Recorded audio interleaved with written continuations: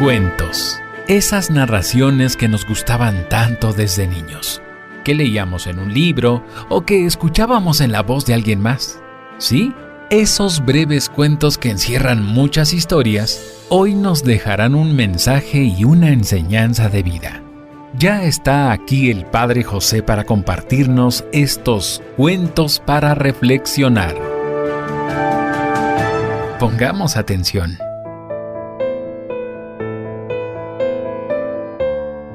¿Qué tal, amigas, amigos? Espero que se encuentren muy bien. Y si quieren estar mejor, quédense en este programa en el que seguiremos contando historias con mensaje, historias con valores, porque aprendiendo de las historias de otras personas e incluso de los cuentos, nuestra mente puede detenerse a reflexionar, a pensar, a meditar, y gracias a esto podemos tener una actitud positiva, una actitud esperanzadora, llena de fe, confiar más en Dios, tener más autoestima y enfrentar la vida de una mejor manera. Así que te invito a que te quedes aquí conmigo y también permíteme recordarte que tú nunca estás solo o sola. ¿Por qué? Porque de una manera Dios siempre está en tu camino. Y además, cuando está uno con uno mismo, no está solo, está uno con uno mismo. Y vamos a empezar precisamente hablando de este tema con esta historia que se llama Escriba su propia vida. Imagínese que alguien le da una pluma. Usted no puede ver cuánta tinta tiene. Podría secarse después de intentar las primeras palabras, o bien durar lo suficiente para crear una obra maestra, o durar para siempre y así producir un cambio real en el panorama de las cosas. Usted nunca lo sabrá si no comienza. Por lo tanto, tiene que arriesgarse. Las reglas del juego no estipulan que usted deba hacer algo. En vez de tomar la pluma y usarla, podría dejarla sobre un estante donde acabaría secándose por falta de uso. Pero, si usted decide usarla, ¿qué haría con ella? ¿Qué haría con esta pluma? ¿Cómo jugaría el juego? ¿Haría solo planes? ¿Haría un plan tras otro antes de escribir siquiera una palabra?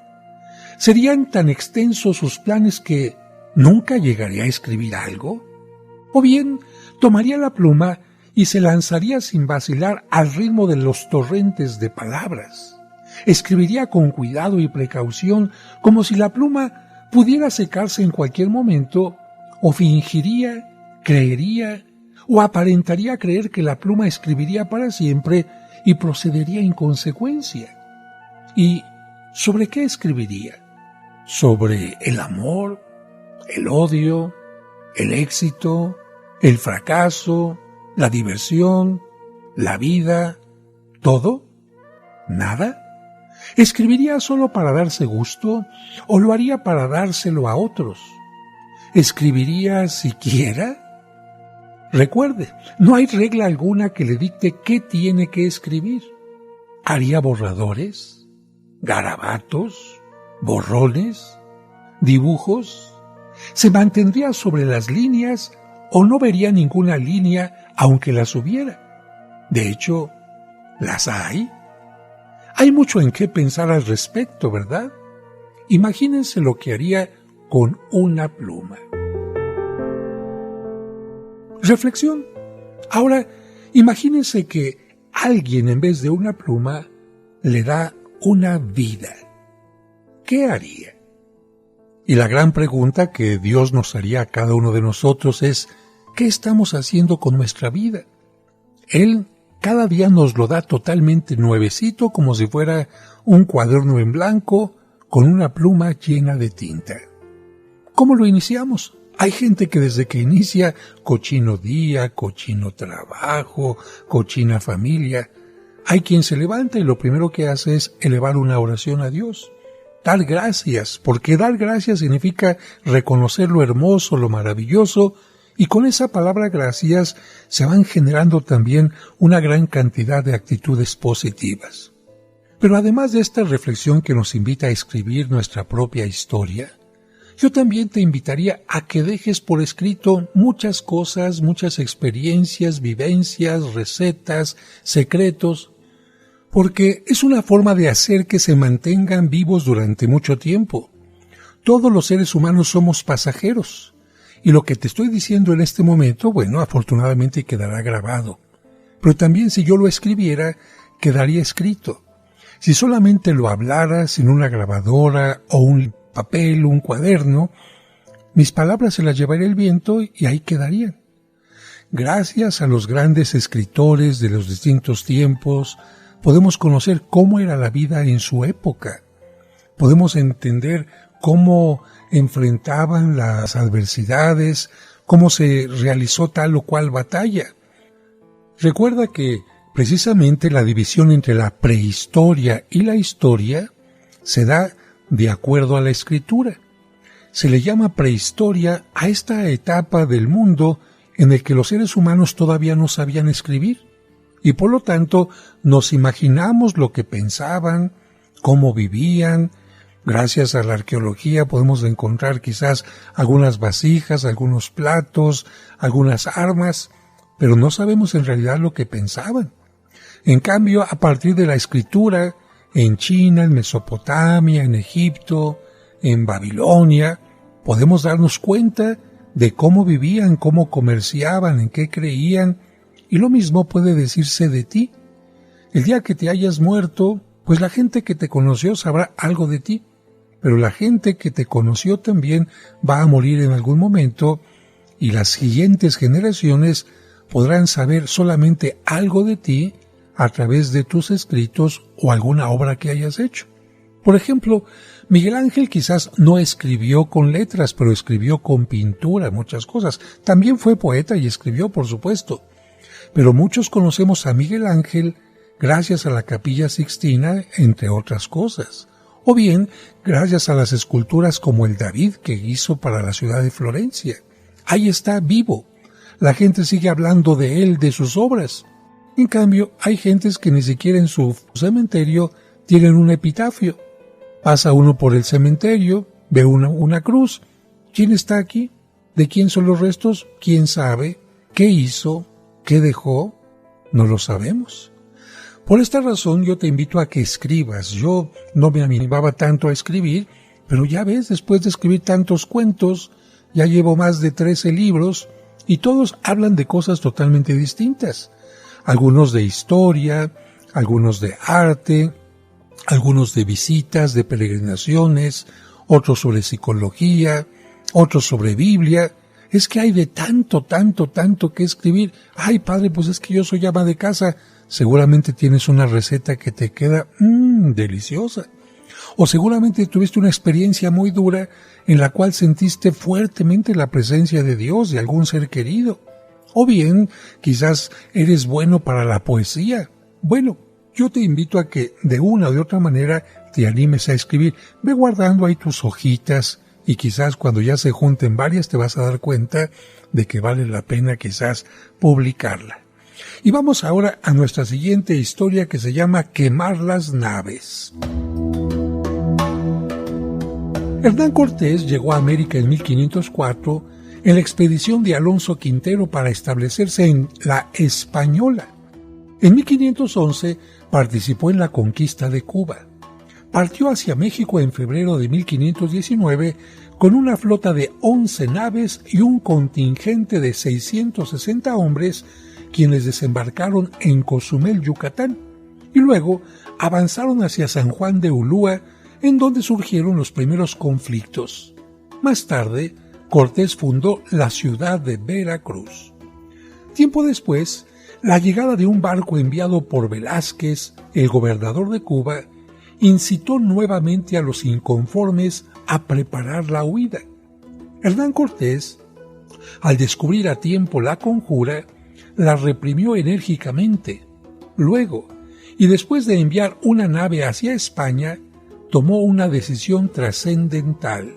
Quemó y destruyó las 10 naves restantes, evitando con esto cualquier posibilidad de huida de sus soldados. Dejó una guardia en Veracruz y decidido a todo, prosiguió su viaje hacia México. Reflexión. En la actualidad la frase quemar las naves se usa para señalar que no hay marcha atrás posible, o sea, vencer o morir. Es cierto, si Cortés no hubiera quemado esas naves, muchos de sus soldados hubieran huido y nunca hubiera logrado conquistar Tenochtitlan.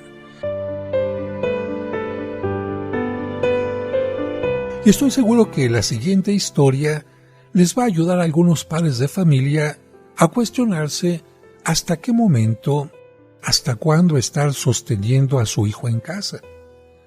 A mí me llama mucho la atención que en México los hijos se quedan largo tiempo en la casa de los padres. No hay una independencia como en otros lugares. Tú vas a Europa, vas especialmente a Estados Unidos y te das cuenta que cuando los hijos cumplen 18 años, ya se van a vivir a la universidad. Y estando ahí tienen que buscar la manera de sostener sus estudios, trabajando en una cafetería, prestando algún servicio en la universidad, lavando ropa, trabajando los fines de semana en una pizzería, en fin. Pero ya no dependen de los padres de familia. Esto es una verdadera independencia porque en México hay hijos que quieren ser independientes en salir a la hora que quieren, en ir al antro que quieren, en llegar a la casa a la hora que quieren, en fin. Y en esto sí quieren ser muy independientes, pero en el asunto de tener que ayudar a la casa con los gastos, no. Ahí sí siguen siendo totalmente dependientes. Que papá, mamá les pague todo lo que significan sus gastos personales. No pagan nada de luz, no pagan nada de agua y quieren estar recibiendo todo. ¡Qué independientes! Para lo que les conviene. Y esto lamentablemente porque algunos papás piensan que hay que darles todo a los hijos. Y esto es una mentira. Yo te voy a hacer una pregunta a ti. El mejor de los padres, fíjate, el mejor de los padres, que es Dios, ¿te da todo a ti? No. Te da herramientas, pero Dios no te da todo. Te dice tienes inteligencia, tienes una tierra para trabajar, para sembrarla, para cosecharla, tienes un agua en el río para purificarla, tienes una inteligencia para desarrollarla, pero Dios no nos da todo. Entonces, ¿por qué hay papás que se sienten dioses y creen que les toca no solamente darle al hijo todo, sino resolverles todos los problemas también? Y con esto, hasta el dicho lo dice, cría cuervos y te van a sacar los ojos. Porque me ha tocado ver a padres de familia que les han dado todo a sus hijos y los hijos, malagradecidos, son capaces de hasta sacarlos de su propia casa. Pero bueno, esta historia se llama El primer vuelo. La crianza de un polluelo águila dura 14 meses. Durante este tiempo, la madre cuida de él mientras el macho trae la comida. El crío aprende durante ese tiempo por el método de observación, pero llega el momento en que los padres van alejándose de él y le transmiten el mensaje de que tendrá que valerse por sí mismo. Los dos momentos decisivos en esta etapa de su vida han llegado. El primero es cuando tiene que emprender su primer vuelo. El águila, con temor, se lanza al vacío y agita sus alas, pero como no domina el arte de volar pronto, tiene que agarrarse de alguna rama. Suele enredarse o tener problemas para ascender hasta su nido, pero al final lo logra. Mientras tanto, sus padres lo vigilan para ayudarle en caso necesario. El otro momento clave es cuando el padre llega al nido, pero solo le enseña la presa y no le permite que coma de ella. Se la quita y se va. El mensaje es claro. Ha llegado el momento de valerse por sí mismo y tener que emprender el vuelo para cazar y poder vivir. El momento de su independencia ha llegado. Una vez hecho esto varias veces, los padres consideran que ha llegado el momento y lo abandonan. A partir de ese momento, a partir de ese día, el polluelo, que ya no es tan polluelo, tendrá que valerse por sí mismo, lo cual normalmente hace con éxito. El águila ha crecido. primero bajo el cuidado de sus padres y luego evolucionando por sí misma. Reflexión. Las águilas y su naturaleza nos enseñan una de las mejores lecciones de cómo afrontar los momentos decisivos. Esta historia es una lección de aprendizaje y crecimiento. ¿Qué escuchamos en esta historia? ¿Que al polluelo se le abandonó y se le dejó solo desde que era pequeño? No. Escuchamos nosotros que mientras era pequeño se le brindó lo necesario, pero que conforme las alas ya habían crecido, las plumas estaban ya en las alas y el polluelo tenía fuerza, pues hicieron que tuviera que empezar a volar. Y cuando aquella águila ya tenía un pico fuerte para atrapar a una presa, unas garras fuertes para atrapar a una presa, unos ojos, una mirada clara, entonces solamente le enseñaron la presa. Tienes que comer, pero busca, porque yo no te voy a dar. Y entonces aquel polluelo entendió la lección y tuvo que empezar a ser independiente. Bien.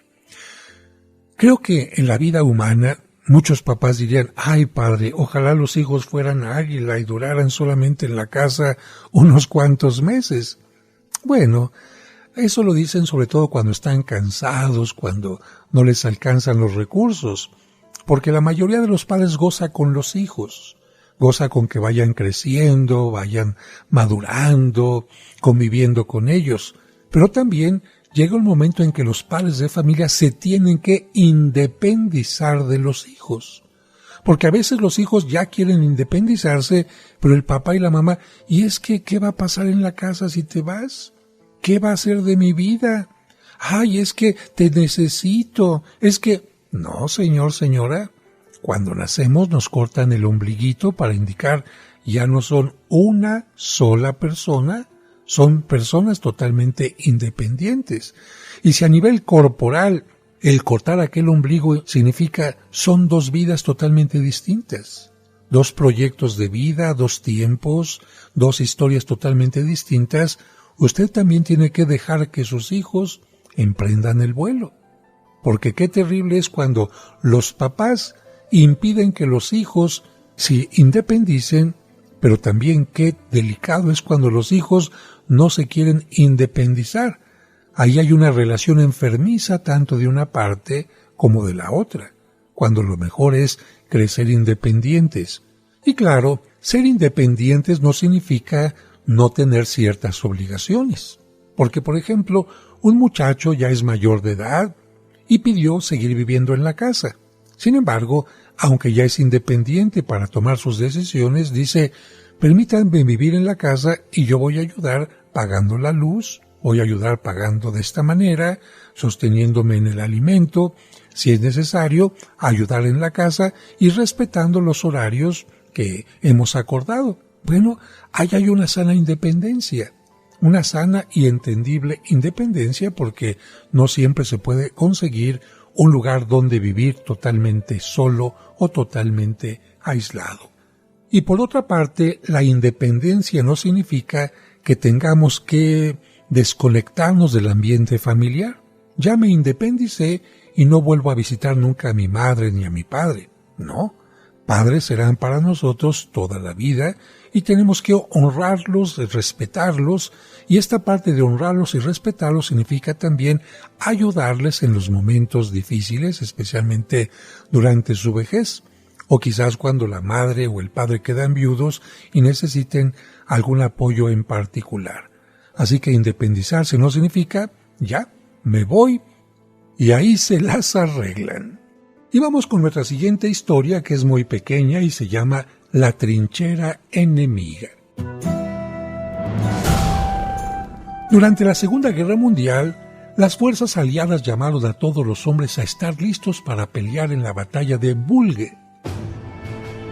Una unidad que se formó con personal de oficina se habilitó como infantería y se le asignó una sección del camino que se calculaba iba a estar bajo el fuego enemigo en unas pocas horas. A estos hombres se les ordenó cavar varias trincheras desde las cuales pelearían contra el enemigo. Así las cosas, Un individuo que había pasado muchos años frente a la máquina de escritorio trataba con ahínco, pero progresaba poco en aquel terreno de roca dura. Finalmente, con ingenio y decisión, y sin mayor preámbulo, se acercó a su superior y le dijo: «Señor, ¿no sería más fácil si nosotros atacáramos y los obligamos a cavar las trincheras?». Reflexión. He aquí el momento de la decisión: defender o atacar. Una buena estrategia depende más de las circunstancias que de la fría lógica. Bueno, yo creo que es muy interesante la reflexión. Si estas personas estaban capacitadas más para atacar que para hacer trincheras, habría que atacar. Lástima que hay personas que únicamente se la pasan defendiéndose en la vida en lugar de enfrentar también al enemigo con valentía. Aplicando esto, por ejemplo, a un partido de fútbol, un buen equipo no es aquel que únicamente está defendiendo la portería, sino también aquel que se lanza a meter goles. Habría que buscar un equilibrio justo, pero no pensar únicamente en defendernos.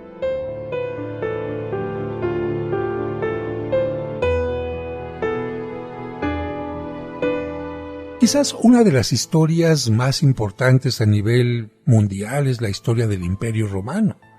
Esta población que comenzó con unos cuantos campesinos que se asentaron junto al río Tíber y que se fueron fortaleciendo como un ejército y conquistando después a unas mujeres de las más bellas de Italia, las Sabinas, fueron creando poco a poquito una república que se convirtió después en un imperio.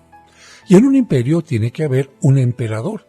Es cierto, Roma tuvo en varias ocasiones varios emperadores, unos en Oriente, otros en Occidente, pero quizás al primero al que se le dio el título de emperador fue a Julio César. ¿Cómo llegó Julio César a Roma? Bueno, esta historia tiene que ver no solamente con parte de su historia, sino con una historia que nos ayuda a nosotros a tomar decisiones. Se llama cruzar el Rubicón. Roma era la ciudad más poderosa del mundo. Los romanos habían conquistado casi todos los países al norte de lo que hoy es Europa. Ocupaban todas las islas del mar Mediterráneo y además una parte de Asia. Julio César se había convertido en el gran héroe de Roma.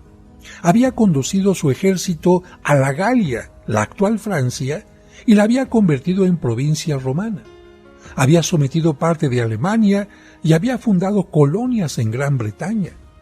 Durante muchos años, César y su ejército habían servido fielmente a Roma, pero César tenía muchos enemigos en la capital, en Roma. Una de estas personas era Pompeyo, que era el hombre más poderoso de Roma. Comandaba también un gran ejército, pero sus tropas habían hecho poco para ganarse el aplauso del pueblo. Pompeyo sentía la amenaza de César, así que comenzó a trazar planes para destruirlo. Al terminar su servicio en la Galia, César regresaría a Roma y sería elegido cónsul de la poderosa república. Sería el hombre más poderoso del mundo. Pompeyo y otros enemigos decidieron impedir que esto sucediera y convencieron al Senado a enviarle la orden de abandonar a su ejército y regresar a Roma. César sabía lo que esto significaba. Sus enemigos lo acusarían de traición e impedirían que lo eligieran cónsul. Entonces, reunió a su gente y les contó el complot para destruirlo. Los soldados le juraron lealtad y declararon que lo seguirían a Roma y se asegurarían de que recibiera su recompensa. Las tropas partieron hacia Italia con estandartes izados al viento. Los soldados mostraban más entusiasmo que el mismo César. Escalaron montañas, vadearon ríos, soportaron fatigas y toda suerte de peligros. Por fin, llegaron al río llamado Rubicón. Era el límite de la provincia de Galia, de Francia con la actual Italia. Julio César se detuvo un momento en la orilla. Cruzar el río sería el equivalente a declarar la guerra a Pompeyo y al Senado romano y podría desatar en toda Roma cruentas batallas. Podríamos retroceder, se dijo. A nuestras espaldas se encuentra la seguridad. Si cruzamos el Rubicón para ingresar en Italia, no habrá vuelta atrás. No vaciló mucho, tomó la decisión, dio la orden y cabalgó gallardamente por el río. Una vez que llegó a la otra orilla, exclamó: «Hemos cruzado el Rubicón. La suerte está echada». Se corrió la noticia. César había cruzado el Rubicón. La gente de todas las ciudades y aldeas daba la bienvenida al héroe cuando marchaba por la campiña. Al fin, César y su ejército llegaron a las puertas de la ciudad. No salieron tropas a cerrarles el paso y no hubo resistencia cuando César entró en la ciudad de Roma. Pompeyo y sus aliados habían huido. Reflexión. Julio César tomó esta decisión en el año 49 a.C. Triunfó, alcanzó la gloria y trascendió. Su frase «cruzar el Rubicón» sigue viva. Desde entonces, desde hace más de 2000 años, quienes enfrentan grandes retos y decisiones irreversibles piensan en Julio César antes de cruzar su propio Rubicón. La historia también nos hace pensar que Julio César no actuó simplemente por un ímpetu. Si pusieron atención, él antes habló con su ejército. Quería saber hasta qué punto contaba con su apoyo. Y solamente cuando se sintió seguro con el apoyo del ejército fue cuando decidió cruzar el río. Me parece que es una decisión muy sensata y muy sabia, que nos enseña que antes de tomar decisiones, como se dice popularmente, como el borras, es decir, simplemente por una ocurrencia, una corazonada, tenemos que analizar las circunstancias. Es cierto, toda decisión implica un riesgo, pero también implica una posible ganancia. Hay que poner en una balanza, de un lado y del otro, dónde están las fortalezas, dónde están las debilidades, y si están más fuertes las debilidades, entonces no actuamos como lo hizo Julio César y nos replegamos.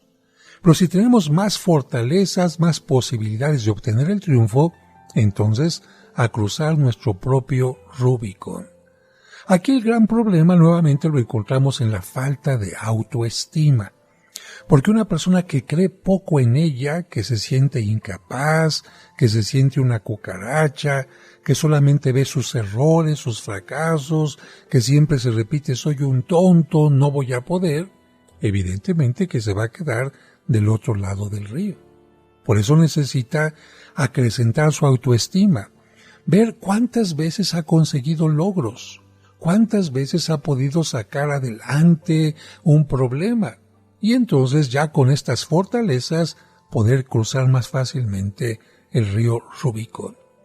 Fíjense que en los cursos de autoestima que doy frecuentemente, se acercó una persona y contó literalmente una tragedia de su vida. La habían abandonado cuando era niña, había tenido problemas en la escuela, la había abandonado después la pareja, uno de sus hijos nació con un problema bastante delicado, había trabajado como sirviente y decía, es que padre, yo no sé, yo no valgo en la vida. Yo le dije, a ver, te abandonaron de niña y has salido adelante. Te abandonó tu pareja y has salido adelante. No tuviste la escolaridad que quisieras y has salido adelante. Has sostenido a tus hijos, les has permitido que saquen una carrera y dices que no vales, que no eres importante. Ve tus fortalezas en lugar de estar pensando únicamente en estas partes negativas de que te abandonaron, que lamentablemente no funcionó tu matrimonio. Creo que ese es el éxito de las personas que tienen autoestima, el ver la luz y no quedarse en la oscuridad, el ver sus logros y no quedarse únicamente pensando en sus caídas, el ver lo que han logrado con mucho esfuerzo, en lugar de estar pensando en aquello que lamentablemente los hubiera tenido atados a la tierra todo el tiempo. Y precisamente para eso es este programa, para que escuches historias de grandes personajes como Julio César, o también historias de las águilas, de los polluelos, pero que nos indican que cada uno de nosotros podemos ser grandes o pequeños de acuerdo a esa pluma de nuestra vida en cómo vamos escribiendo nuestra historia.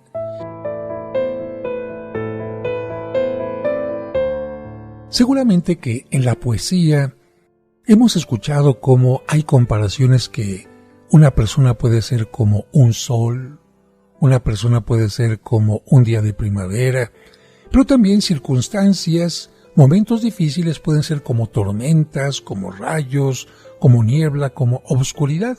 Sí, la vida está formada por estos elementos: día-noche, amor y egoísmo, compañía y soledad, muchas cosas totalmente opuestas, pero lo más importante es que el ser humano es el que tiene la posibilidad, la capacidad de decidir qué actitud tiene ante estas circunstancias, ante el día y ante la noche, ante el odio y ante el amor, ante la compañía y la soledad. Y esta historia nos muestra cómo es posible hacer que momentos difíciles se conviertan en momentos gloriosos, o por lo menos de aprendizaje e incluso de creatividad o de aprender de la naturaleza. La historia se llama El águila frente a la tormenta.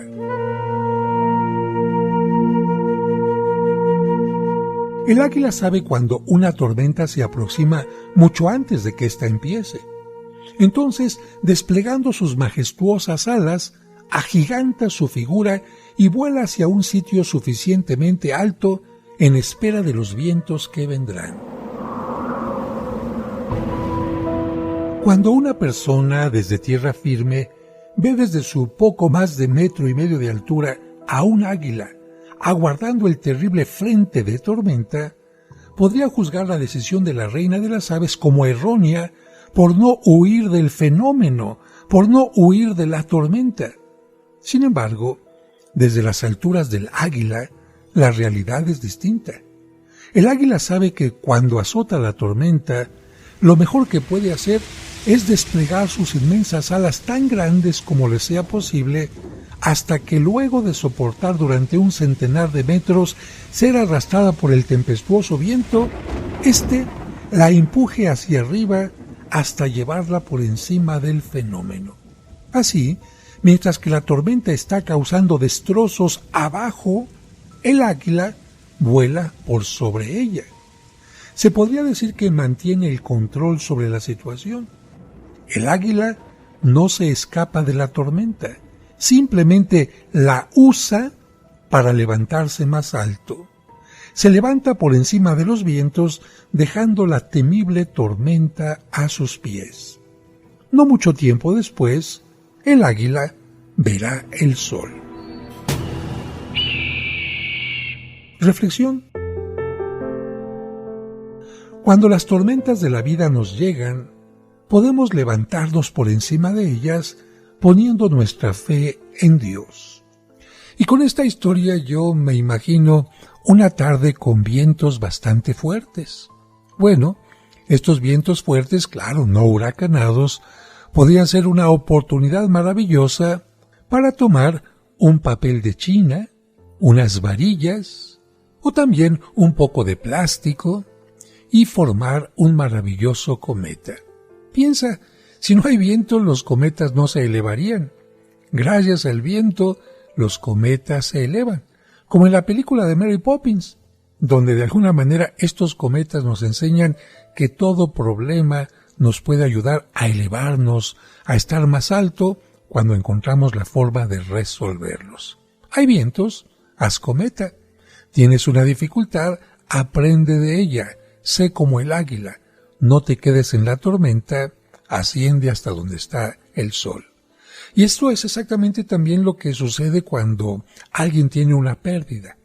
En los cursos de tanatología, constantemente le digo a las personas, mira, sé que estás pasando por un momento muy difícil, sé que es doloroso, sé que es triste, sé que te sientes angustiado o angustiada porque no sabes cómo se va a resolver el problema que estás pasando, la muerte de un ser querido, el cáncer que te acaban de detectar, el que te quedaste sin trabajo, el que te apareció una enfermedad importante, el que rompiste con tu pareja. Mira, sé que estás pasando por un momento difícil que es como una tormenta.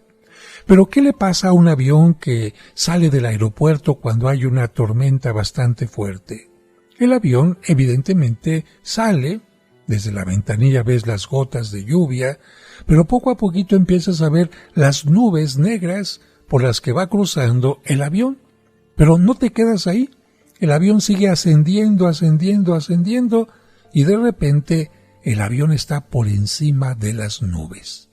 ¿Y qué ves desde ahí arriba? Un cielo inmensamente azul, totalmente limpio. Abajo están las nubes, abajo está la lluvia, abajo está la gente mojándose en las calles, pero tú estás en una situación totalmente distinta. Es lo que le pasa a una persona cuando ha sufrido una pérdida. Va a tener que pasar por esos momentos difíciles, dolorosos, y sin embargo, llegará el momento en que vuelva nuevamente a ver la vida con entusiasmo, con alegría. Si estás pasando por un momento difícil, piensa que estás bajo la tormenta, pero que o pronto la tormenta termina o tú vas a estar sobre ella. Y ahora vamos con nuestra siguiente historia que tiene un mensaje, pero además está muy divertida. Se llama La espada del rey. Y te invito a que te imagines al rey y todo lo que está pasando en su entorno, sobre todo el agua, Imagínatelo.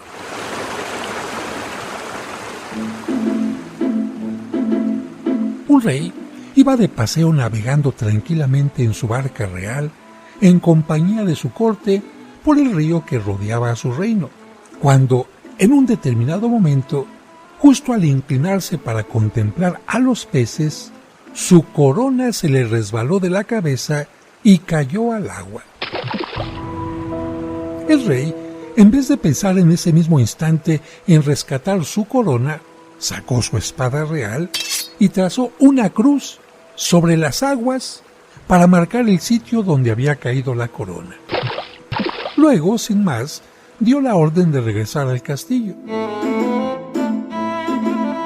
A la mañana siguiente, luego de despachar los asuntos del día, el rey, a través de su ministro, ordenó a sus súbditos que fueran al río a recoger su corona. Cuando le preguntaron al rey cuál era la ubicación precisa donde había caído la corona, éste contestó con aplomo e ingenuidad: «Quedó bien marcado el lugar con la punta de mi espada real». La corona jamás fue encontrada. Reflexión. Con frecuencia, el poder nubla nuestras capacidades y nuestro sentido común, y en consecuencia decidimos mal. ¿Acaso porque era el rey las aguas iban a dejar marcada la señal de la espada? Por supuesto que no. A veces la gente que se siente con mucho poder piensa que todo se puede hacer simplemente porque ellos lo dicen, y no es así. Hay que ser más sensatos, y yo diría, también hay que orar por los poderosos para que sean sensatos, porque piensan que sus caprichos se pueden conseguir fácilmente. Vamos a la siguiente historia. Se llama Los zapatos nuevos. En el antiguo reino de Sheng, un hombre decidió comprarse un par de zapatos nuevos. Fue al mercado donde estaba instalada la feria. Al llegar, el vendedor le preguntó el número de la medida. «No lo sé, no lo recuerdo». «Necesito el número», le dijo el empleado. Sin poder tomar una decisión o improvisar sobre la marcha, el hombre regresó presuroso a su casa, buscó la plantilla o modelo de su pie, la guardó en su bolsillo y regresó confiado al mercado. Pero, cuando regresó, la feria ya había cerrado. Desconsolado, caminó cabizbajo de regreso a casa. Al encontrarse a su vecino y narrarle lo sucedido, éste moviendo la cabeza y con una mirada que reflejaba cierto reclamo, le dijo tardíamente: ¿por qué no se decidió a probárselo sin la plantilla? Reflexión. Si teniendo a la liebre en la mira, en vez de disparar nos ponemos a pensar cuántas balas nos quedan, la liebre aprovechará ese instante y escapará. Aquí la palabra importante es improvisar, la escuchamos en el cuento. No sé el número de mi zapato, bueno, busco la manera, tráigame uno, me pruebo el otro, pero trato de resolver el problema allí mismo. No siempre tenemos que encontrar la respuesta en la forma en la que normalmente la encontramos. Hay que improvisar y eso tiene que ver con el valor de la creatividad. Y con esto me despido, que Dios les bendiga y hasta el próximo programa.